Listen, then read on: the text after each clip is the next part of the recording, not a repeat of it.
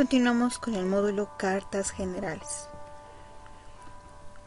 Primeramente vamos a orar y vamos a encomendarnos a nuestro amado Padre. Amado Dios, te damos gracias nuevamente por un día más de vida que tú nos das. Padre amado, te pedimos, Señor, que nos guíes en este día, nos des sabiduría, nos des dirección para poder comprender tus santas escrituras. Te encomendamos, Señor, nuestros corazones, nuestras vidas, Señor, porque tú eres, Señor, el único Señor supremo que puedes, Señor, obrar en cada uno de tus hijos. Padre amado, te rogamos así que cuides a cada uno de tus hijos, a todos, Señor, que se preocupan al estudio y meditación de tu palabra. Guíalos siempre, Señor, en tu santa voluntad, en el bendito nombre de tu Hijo amado, mi Señor Jesucristo. Amén. Vamos a continuar con la lección número 11.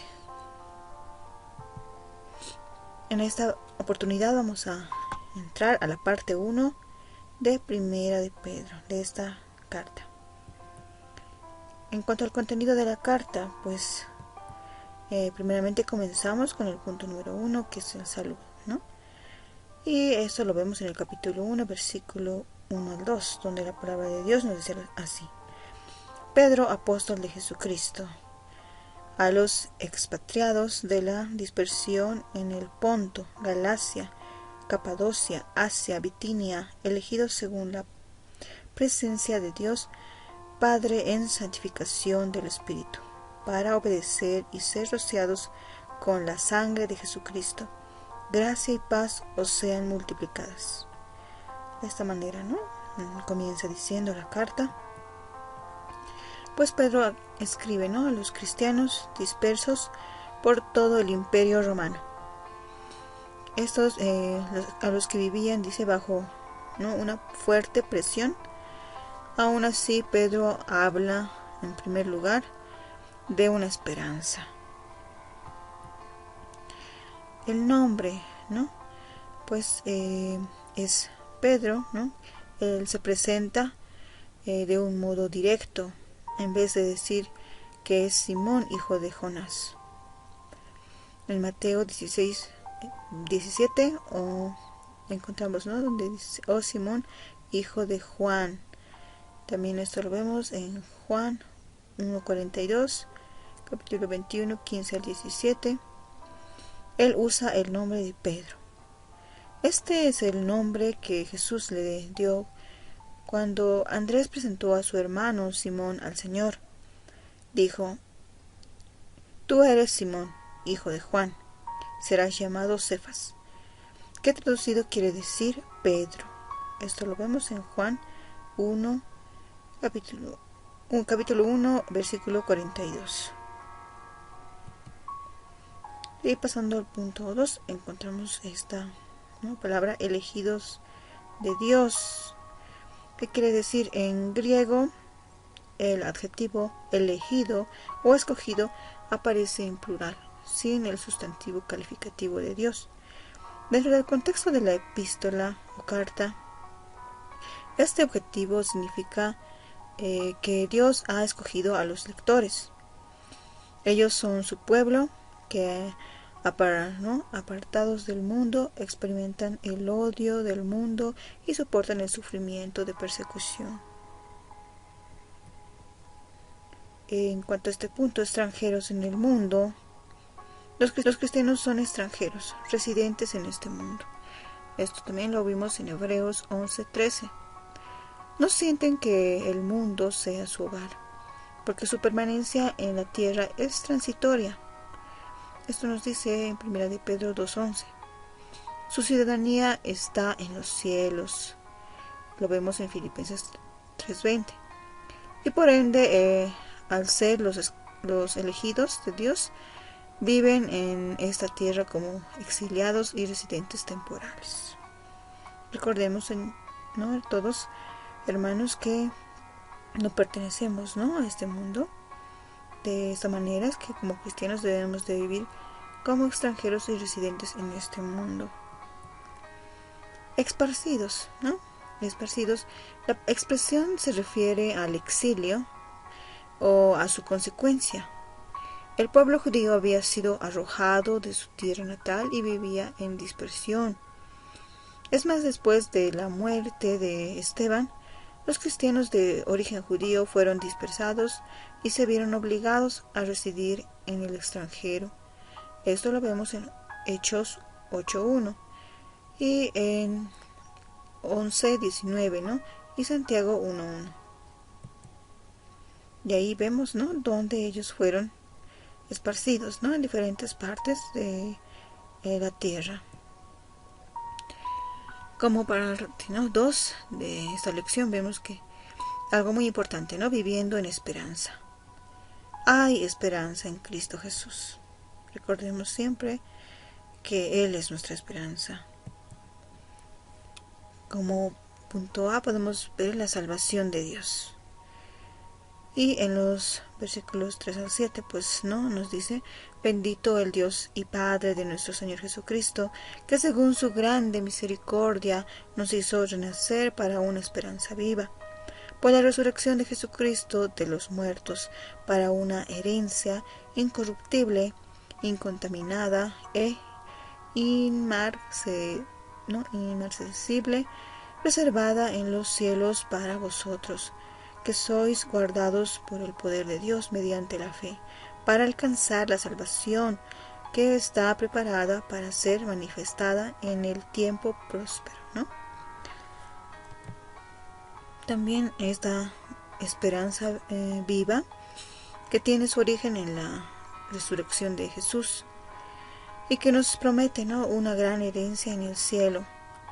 Por tanto, nos regocijamos a pesar de las tribulaciones vividas, en la misma medida en que el fuego purifica el oro, ¿no? Así también las tribulaciones purifican nuestra fe, lo que redundará en alabanza y honra cuando Jesucristo vuelva. El apóstol Pedro, en su carácter de testigo ocular de la resurrección de Jesús, recordemos que él era, ¿no?, testigo presencial en ese momento, pues proclamó esta verdad en su predicación ante la multitud reunida en Jerusalén para el Pentecostés. Eso lo vemos en Hechos 2:31. Al predicar ante la gente reunida en el pórtico de Salomón, dijo que Dios había resucitado, ¿no?, a Jesús de los muertos. Lo mismo nos dice, ¿no?, en Hechos capítulo 3 versículo 15. De esta manera, ¿no?, es que él está afirmando que Jesús había resucitado, porque él era testigo mismo de aquel hecho. Y finalmente, cuando Pedro habló en la casa de Cornelio en Cesarea, también enseñó la resurrección de Jesús. En Hechos 10:40, Pedro dio testimonio de esta verdad durante todo su ministerio, tanto al predicar como al escribir. Por tanto, el mensaje central del Evangelio es Jesucristo resucitado. Y vemos otro punto muy importante: nuestro modo de vida. En el versículo 13 al 16 nos dice así: por tanto, ceñid los lomos de vuestro entendimiento, sed sobrios y esperad por completo en la gracia que se os traerá cuando Jesucristo sea manifestado. Como hijos obedientes, no os conforméis a los deseos que antes teníais, estando en vuestra ignorancia, sino como aquel que os llamó es santo, sed también vosotros santos en toda vuestra manera de vivir. 1 Pedro 1:16. Porque escrito está: sed santos, porque yo soy santo, en los versículos 13 al 16. De esta manera, ¿no?, nos vuelve a afirmar. Y vemos que nuestro amor a Cristo pues nos estimula a un buen júbilo. Este júbilo es inexplicable, una evidencia y una maduración de la salvación. Somos beneficiarios de la salvación, de que hablaban los profetas, aún sin entenderla. Esperanza y santidad. Debemos mantenernos conscientemente, nuestras expectativas centradas en la venida de Jesucristo, dedicarnos a la santidad. Reverencia. Cristo pagó por nuestra redención con su preciosa sangre. Por tanto debemos vivir como extraños a los deseos y valores de este mundo. Amor, una palabra muy importante también que nos hace mención esta carta, pues purificados por la decisión que tenemos por la fe en Jesucristo, nosotros que recibimos una vida nueva e inmortal de parte de Dios, debemos amarnos los unos a los otros. Ya pasando al punto 3, vimos esta parte viviendo en sumisión en el capítulo 2 de esta carta. Y encontramos este punto importante también, ¿no? La búsqueda de la madurez. En el capítulo 2, versículo 1 al 12. Desechando pues toda malicia, todo engaño, hipocresía, envidias y todas las distracciones, desead como niños recién nacidos la leche espiritual no adulterada, para que por ella crezcáis para salvación, si es que habéis gustado la benignidad del Señor. La búsqueda cristiana de la madurez exige la purificación del pecado y un ardiente deseo de crecimiento para la salvación. Somos piedras vivas en el templo espiritual que Dios está construyendo sobre la fundación que es Jesús.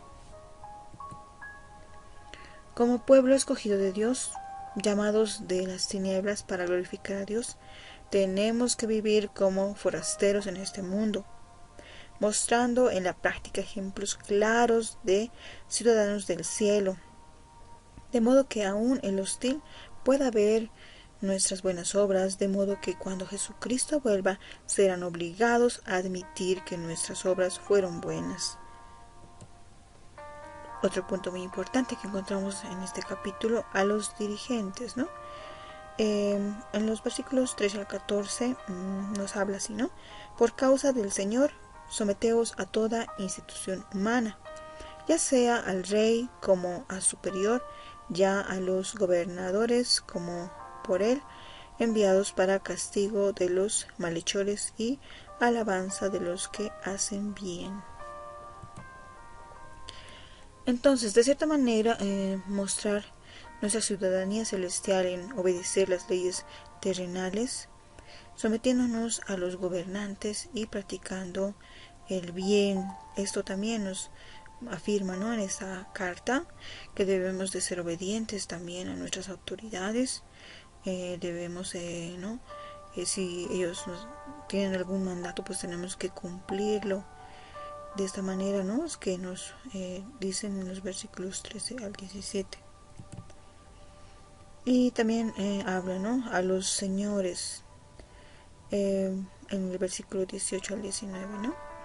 Criados, estad sujetos con todo respeto a vuestros amos, no solamente a los buenos y afables, sino también a los difíciles de soportar, porque esto merece aprobación si alguno a causa de la conciencia delante de Dios sufre molestia, padeciendo injustamente. Sabemos y entendemos que también donde nos encontremos vamos a sufrir diferentes tipos de críticas por parte también de nuestros jefes, ¿no?, nuestras autoridades, ya sea nuestras fuentes laborales, el director o encargado, ¿no?, de el trabajo. Pues hay algunos que son comprensibles y no amables, pero otros que son realmente, ¿no?, difíciles de soportar. Pero nos dice, ¿no?, aquí que debemos de soportar, ¿no? Debemos de comprender también, debemos respetar y debemos de sujetarnos a estas autoridades. De igual manera, pues los esclavos deben someterse aún a los más duros señores. Jesús se sometió a la injusticia, por tanto debemos seguir su ejemplo. Recordemos el ejemplo mismo del Señor Jesucristo, ¿no?, que vino aquí a la tierra y soportó todo lo que le habían hecho, ¿no? Incluso hasta quitarle la vida. Sin embargo, ¿no? Él vivió de una manera realmente, ¿no? Digna. Él nos mostró con su humildad, con su mansedumbre, de que nosotros como hijos de Dios debemos también comportarnos en esa medida, ¿no? Al igual que Jesucristo, no actuar con la misma, ¿no? violencia que recibimos tal vez, o maltrato, ¿no? de parte de algunos, ¿no? Está hablando acá también de los esclavos, ¿no? Ese ejemplo. Antiguamente ellos también, los esclavos, ¿no? tenían que vivir sujetados a sus amos y no tenían que someterse realmente, y incluso hasta crueles castigos. Y el mismo Jesucristo también fue sometido, ¿no? a esto. Pues realmente nosotros debemos de comprender, ¿no? todo esto, y también hacerlo por Cristo. El ejemplo de Cristo, ¿no? En los versículos 21 al 23 pues nos dice así: para esto fuisteis llamados, porque también Cristo padeció por nosotros, dejándonos ejemplo, para que sigáis sus pisadas, el cual no hizo pecado, ni se halló engaño en su boca, quien cuando le maldecían no respondía con maldición, cuando padecía no amenazaba, sino encomendaba la causa al que juzga justamente. Qué hermoso, ¿no, amados hermanos? Es ver, ¿no? este carácter que él nos mostraba, este ejemplo, ¿no? de conducta ante tanta, ¿no? tal vez maldad de parte del mismo hombre. Pero Cristo aún así padeció por cada uno de nosotros. Realmente, ¿no? Él se sacrificó, él vivió una vida santa, a pesar de que no había pecado, ¿no? en él. Él realmente era santo, santo, santo, y no había, ¿no? ni engaño en su boca. Pues a pesar de que no merecía, pues él con mucho gusto, ¿no? recibió todo eso por causa de nosotros. Y habiendo sido también, ¿no? redimidos por Jesucristo, renunciamos al pecado y nos comprometemos a vivir por la justicia, siguiendo el ejemplo que nos dejó nuestro Salvador. Esto nos dice en el versículo 21 al 25. Somos redimidos, ¿no? por Jesucristo, y por lo tanto debemos de renunciar al pecado, ya que Dios, ¿no? Jesucristo, con su sangre preciosa, ¿no? nos ha dado nueva vida, ¿no? Él realmente, ¿no? es un ejemplo para cada uno de nosotros, y por lo tanto debemos comprometernos a vivir igual por la justicia, ¿no? y siguiendo este mismo ejemplo, el de Jesucristo, nuestro Salvador. De esta manera habíamos concluido con esta lección, amados hermanos. Que Dios los bendiga, y ahora vamos a disponernos a orar para poder concluir esta lección. Gracias, Padre, te damos por tus benditas palabras. Siempre estás pendiente de cada uno de tus hijos, Señor. Tu palabra es fiel y confiamos, Señor, que vendrán días mejores, Señor amado.